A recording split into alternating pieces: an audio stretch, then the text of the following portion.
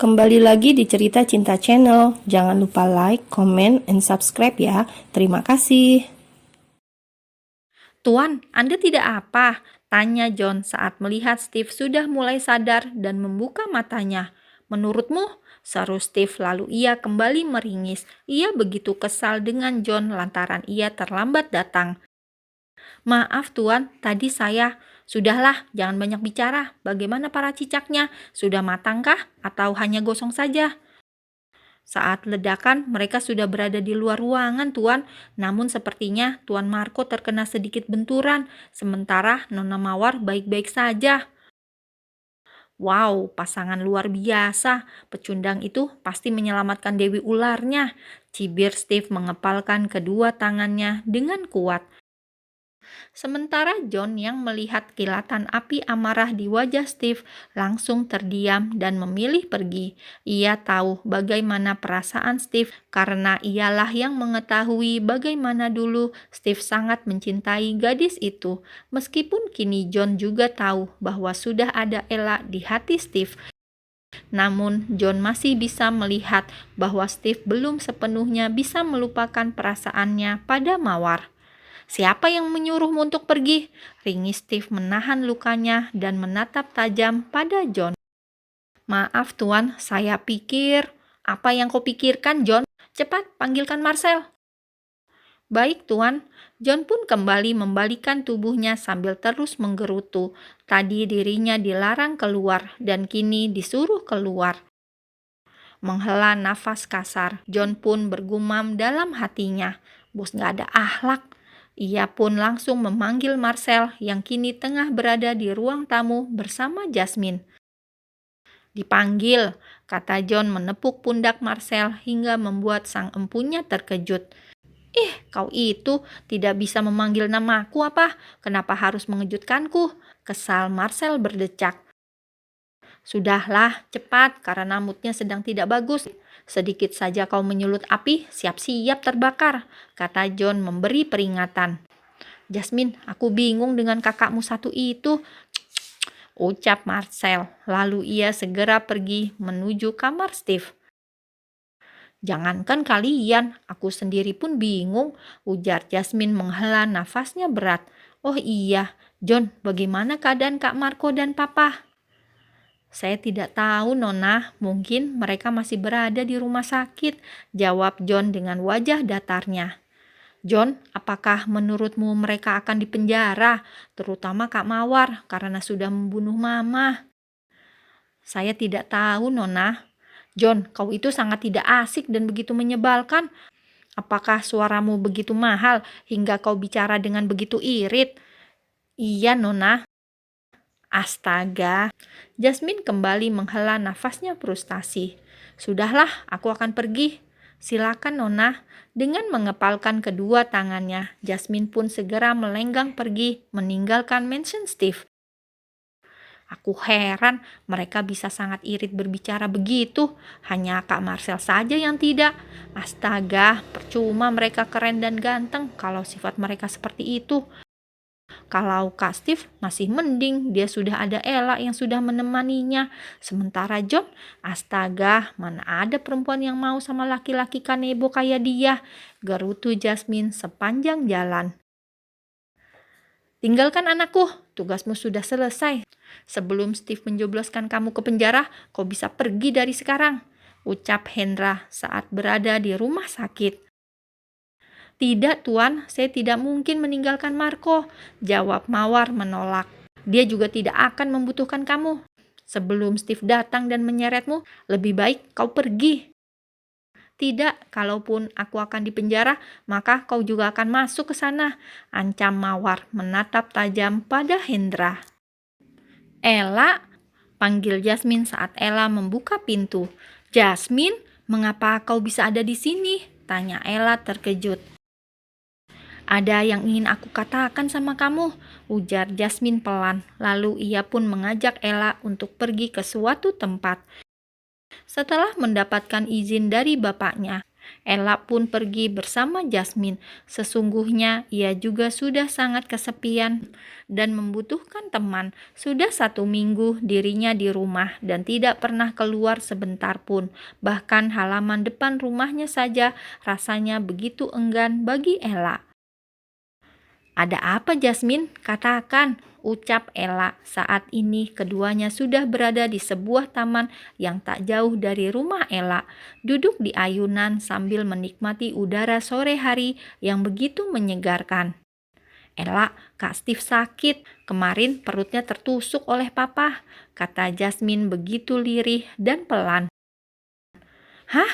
Bagaimana bisa?" tanya Ella dengan wajah sangat terkejut. Jasmine pun akhirnya menceritakan semua masalahnya pada Ella. Yah, kini dirinya sudah merasa nyaman dengan Ella. Bahkan sejak ia memutuskan untuk meninggalkan Hendra, dirinya sudah berubah menjadi lebih baik lagi. "Ella, aku harus bagaimana?" kata Jasmine setelah selesai bercerita. Kini ia terus menangis membayangkan bahwa keluarganya akan hancur. Peperangan antar saudara dan perebutan harta membuat semuanya terluka. Padahal Hendra tahu bahwa itu semua milik Steve dan Mama Melanie. Walau Marco dan Steve bukan kakak kandungnya, namun Jasmine juga menyayangi mereka karena baginya mereka adalah kakak terbaik. Walau belakangan ini sikap mereka berubah padanya, namun ia juga cukup tahu diri mengapa mereka bisa berubah padanya. "Steve terluka. Lalu bagaimana keadaannya sekarang?" tanya Ella. "Aku pikir sudah lebih baik dibanding Kak Marco yang sampai saat ini masih koma." Jasmine kembali menghela nafasnya berat sambil menghapus air matanya. "Ella, bisakah kau kembali ke sana? Aku yakin Kak Steve akan sangat bahagia bila kamu datang." "Maaf Jasmine, tapi dia sendiri yang..." "Ella, hanya sebentar. Nanti aku juga yang akan mengantarkan kamu kemari lagi. Aku mohon," pinta Jasmine penuh harap. Dirinya sudah sangat frustasi mengurus Steve yang sedang sakit. Bukan apa, Steve begitu kokoh dan keras kepala. Selalu banyak drama yang ia buat setiap kali Marcel datang untuk mengganti perban. Belum saat waktu makan dan minum obat, harus ada perdebatan terlebih dulu. Steve memang sosok tegas, arogan, dan menyeramkan, juga sadis. Namun bila sedang sakit seperti itu di depan orang terdekatnya, maka ia akan sangat manja dan penuh drama. "Tapi Jas..." "La, aku mohon." Jasmine menggenggam tangan Ella dan menatap matanya dengan penuh harap. "Hanya sebentar, tidak menginap," kata Ella meyakinkan. "Iya, ayo." Jasmine segera menarik tangan Ella dan membawanya pulang pada Steve.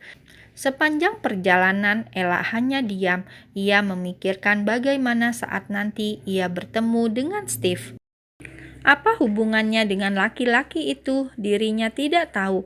Apakah Steve akan kembali mengusirnya atau memarahinya atau bahkan menyakitinya?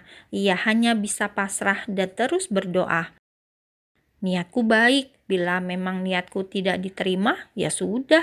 Aku membawa uang. Aku bisa pulang sendiri," gumam Ella meyakinkan dirinya dalam hati. "Apakah Steve juga merindukanku? Apakah dia juga merasakan perasaan ini?" gumamnya lagi sambil menyentuh dadanya yang sedari tadi terus berdetak begitu cepat saat ia memikirkan bahwa akan bertemu dengan Steve. "Ella!" teriak Steve tiba-tiba terbangun dari istirahatnya. Seketika keringat bercucuran di pelipisnya serta nafas yang begitu memburu. Menahan sakit di perutnya, ia segera meraih ponsel yang berada di nakas. Lalu ia mencoba menghubungi nomor seseorang. Tut, tut. "Halo? Di mana Ella sekarang?" tanya Steve to the point. "Ella pergi, Tuan, beberapa jam yang lalu." "Siapa yang mengizinkan dia pergi? Hah? Kenapa kau tak bertanya dulu padaku?" bentak Steve sambil meringis. Maaf Tuan, tapi bukankah Anda yang menyuruhnya?" "Bodoh, Kalau aku yang menyuruh orang untuk menjemputnya, pasti aku akan menelponmu. Sekarang juga cepat cari keberadaannya dan segera kabarkan padaku." Setelah mengatakan itu, Steve langsung mematikan sambungan teleponnya. Kini ia bergantian untuk menelpon John. "John, kau lacak keberadaan Ella sekarang juga," kata Steve langsung. Kemudian mematikan sambungan teleponnya tanpa menunggu jawaban dari John. "Brengsek," umpat Steve. Ia pun berusaha bangkit dan menuju walk-in closet. Entah mengapa, kini perasaannya tidak menentu. Gelisah juga resah melanda hatinya. Setelah terbangun dari mimpi buruknya, hati Steve menjadi tidak tenang. "Jasmine, sepertinya mereka memang mengikuti kita," ucap Ella semakin panik saat mobil di belakangnya terus mengikutinya. Padahal Jasmine sudah berulang kali berhenti dan menepi untuk memberi jalur untuk mendahului. Namun mobil itu tetap saja mengikutinya hingga kini membuat keduanya semakin cemas. "Kamu tenang dulu, El. Duh, mana jalanan juga sepi banget lagi," kata Jasmine ikut panik. Berulang kali ia melihat spionnya untuk melihat keadaan belakang, dan memang mobil itu terus mengikutinya. "Jasmine, bagaimana kalau mereka orang jahat? Atau mereka itu rampok? Aku takut diperkosa lagi, Jas. Aku nggak mau." Seketika Ella menjadi parno dan terus bergumam, kadang histeris. Bayangan laki-laki jahat akan memperkosanya membuatnya semakin ketakutan. "Hah, wait, kamu nggak mau diperkosa lagi?" "Lagi, El?" tanya Jasmine meyakinkan. "Siapa yang sudah memperkosa kamu, El? Gila, bajingan mana itu? Kamu tenang aja, El. Aku akan jaga kamu. Karena kini kamu tanggung jawabku, karena aku yang membawamu. Tapi siapa yang sudah berani melecehkanmu? Di mana dan bagaimana bisa? Apakah kakakku sudah tahu? Aku yakin kalau dia tahu, dia pasti akan mencari laki-laki itu dan membunuhnya dengan tangannya sendiri," ucap Jasmine panjang lebar dan penuh kemarahan. Tangannya terus mengepal erat ke setir mobil. Ia membayangkan bagaimana amarah Steve bila sampai dia tahu bahwa wanita yang dicintainya sudah pernah diperkosa oleh laki-laki lain. "Kamu jangan takut, El. Kamu katakan, apakah kamu masih mengingat wajah laki-laki itu?" tanya Jasmine. Kini pikirannya bukan lagi kepada siapa yang mengikutinya di belakang, melainkan fokus pada siapa yang sudah berani memperkosa Ella. "Sudahlah, Jas, jangan menanyakan itu lagi. Aku nggak mau bahas itu." "Kenapa jadi bahas itu sih? Kita lagi bahas orang yang di belakang loh tadi," kata Ella menghela nafasnya berat. "Ella, aku akan bantu kamu bicara sama kakak, biar kakak yang memberikan pelajaran pada laki-laki itu. Ayo Ella, katakan," desak Jasmine lagi-lagi membuat Ella begitu frustasi. "Orang yang memperkosaku itu kakak kamu, Jasmine. Aku pengen nangis rasanya. Gimana aku ngomongnya coba? Gak mungkin juga Steve bakal menghabisi dirinya sendiri karena sudah memperkosa aku," gerutu Ella dalam hati.